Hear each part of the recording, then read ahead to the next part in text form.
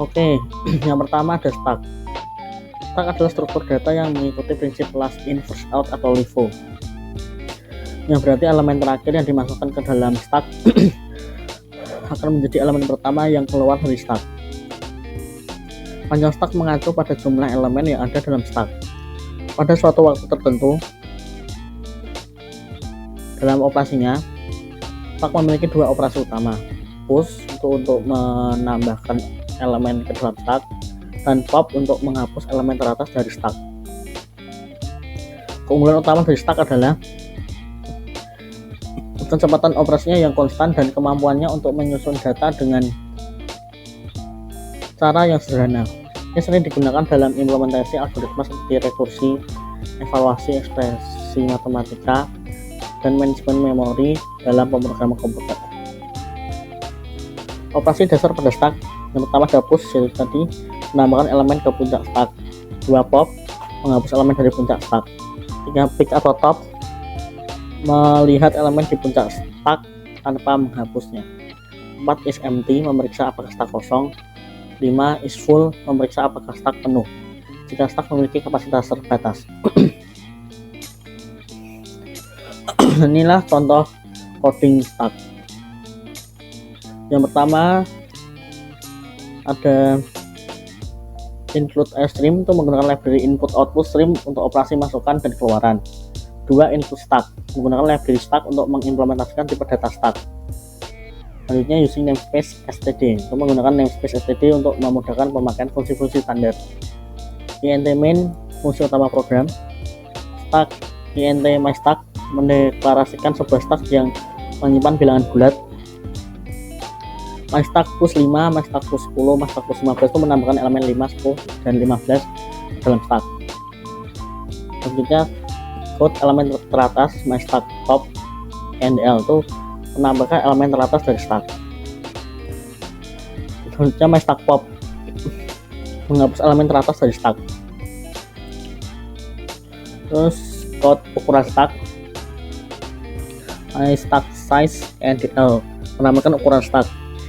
Selanjutnya if myStack empty, code stack kosong, NL else code stack tidak kosong NL, itu memeriksa apakah stack kosong atau tidak dan menambahkan pesan sesuai kondisi. Selanjutnya return 0, mengakhiri program dan mengembalikan nilai 0 sebagai tanda pemrograman berakhir dengan sukses.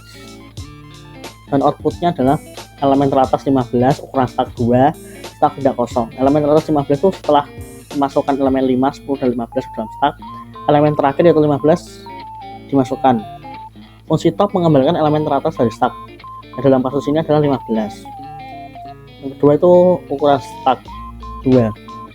Setelah menambahkan elemen teratas, kita menggunakan fungsi pop untuk menghapus elemen teratas itu 15 dari stack. Jadi stack sekarang hanya berisi elemen 5 dan 10. Fungsi size itu mengembalikan jumlah elemen dalam stack yang sekarang adalah 2. Stack tidak kosong. Fungsi empty itu memeriksa apakah stack kosong atau tidak. Karena stack masih berisi 2 elemen yaitu 5 dan 10, fungsi empty mengembalikan nilai false. Maka outputnya adalah stack tidak kosong. Selanjutnya queue.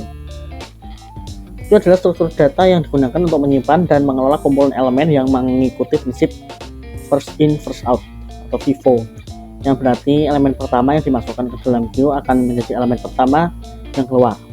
Dalam kehidupan sehari-hari, contohnya itu antrian di kasir atau loket tiket adalah contoh nyata dari queue itu. Jenis-jenis queue ada 4. Yang pertama itu simple queue atau queue biasa, hanya memungkinkan penambahan elemen di akhir dan penghapusan elemen di depan. Yang kedua circular queue atau queue melingkar. Elemen-elemen diatur dalam lingkaran sehingga posisi terakhir dihubungkan dengan posisi pertama. Ini mengatasi keterbatasan ruang dari queue biasa. Ketiga, priority queue atau queue prioritas. Tiap elemen memiliki prioritas. Elemen dengan prioritas lebih tinggi diproses lebih dulu daripada elemen dengan prioritas lebih rendah. Terakhir, double ended queue atau DQ, memungkinkan penambahan dan penghapusan elemen dari kedua ujung depan dan belakang. Karakteristik dan operasi utama Q. Yang pertama NQ, operasi untuk menambahkan elemen baru, dan terakhir Q, seperti seseorang yang baru datang dan bergabung di belakang antrian. 2DQ, operasi untuk menghapus elemen dari depan Q. Ini seperti orang yang berada di depan antrian yang dilayani dan kemudian meninggalkan antrian.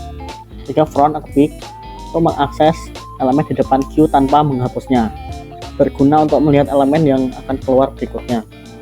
4 rear, mengakses elemen di akhir Q tanpa menghapusnya, untuk melihat elemen terakhir yang dimasukkan.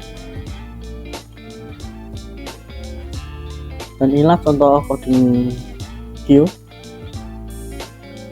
Yang pertama tadi ada input stream untuk menggunakan library input output stream untuk operasi dan masukan dan keluaran. Selanjutnya ada include Q untuk menggunakan library Q untuk mengimplementasikan tipe data antrian. Selanjutnya using namespace std itu menggunakan namespace std untuk memudahkan pemakaian fungsi-fungsi standar. Path integer main, int main itu fungsi utama program. Selanjutnya int antrian saya itu mendeklarasikan sebuah queue yang menyimpan bilangan bulat dengan nama antrian saya. Lalu antrian saya plus 5, antrian saya plus 10, antrian saya plus 15 itu menambahkan elemen 5, 10, dan 15 dalam antrian. Selanjutnya code elemen terdepan antrian saya front NDL itu menampilkan elemen terdepan dari antrian.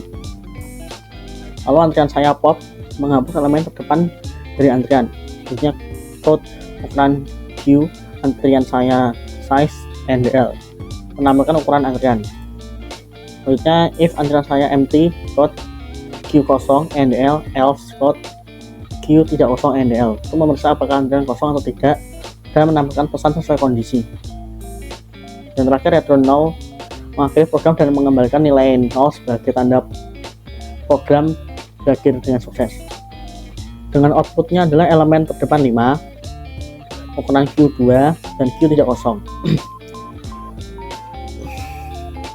Elemen terdepan 5 itu setelah memasukkan elemen 5, 10, dan 15 dalam antrian, elemen pertama yang dimasukkan adalah 5.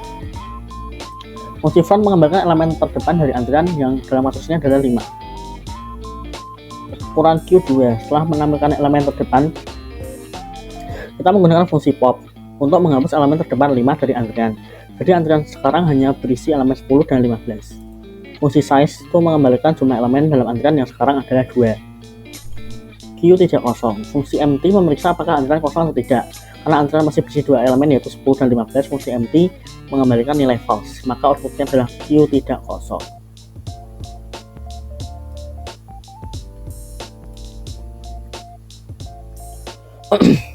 Oke, selanjutnya ada sorting quick. Sorting quick pengurutan cepat adalah satu algoritma pengurutan yang efisien dan banyak digunakan yang mengikuti prinsip divide and conquer algoritma. Ini dikembangkan oleh Tony Boer pada tahun 1959.